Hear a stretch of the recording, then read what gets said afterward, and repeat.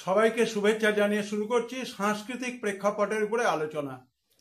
সাংস্কৃতিক প্রেক্ষাপট উত্তর পূর্ব ভারতের যে রাজ্যগুলো রয়েছে তার মধ্যে নেপালের উত্তর ভাগ, সিকিম, দার্জিলিং এই অঞ্চলের যে দেশজ সংস্কৃতির ধারক এবং বাহক মানুষরা, তাদের একটি অংশ হচ্ছে রাই এবং খাম্বু। মূলত এরা নেপালি সম্প্রদায়ের মানুষ। নেপালি সম্প্রদায়ের মানুষের প্রতি আমার যথাযথ সম্মান জানিয়ে শুরু করছি in the light off history, ইতিহাসের আলোয় ইউটিউব চ্যানেলে সাকেওয়া নৃত্য বা সাকেনওয়া নৃত্য বা সাকেলে নৃত্য।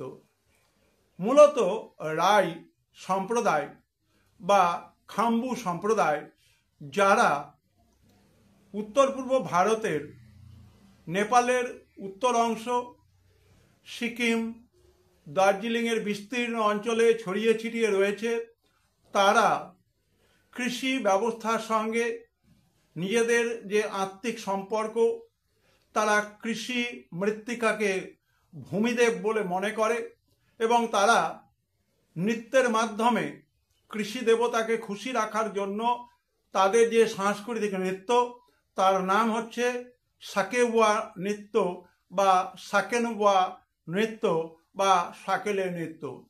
দুই ধরনের নৃত্য হয়ে থাকে।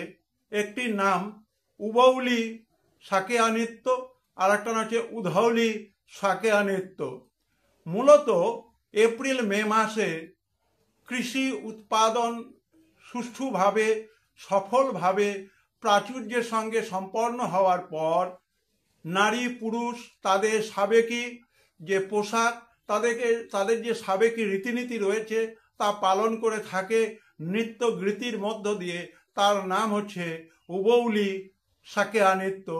এবং নভেম্বর ডিসেম্বর মাসে কৃষি উৎপাদন ব্যবস্থা সফল রূপায়ণের পর নারী পুরুষ তারা লক্ষ্মী দেবীকে তাদের সম্মান প্রদর্শন করে উধৌলি সাকেয়া নৃত্যর মাধ্যমে।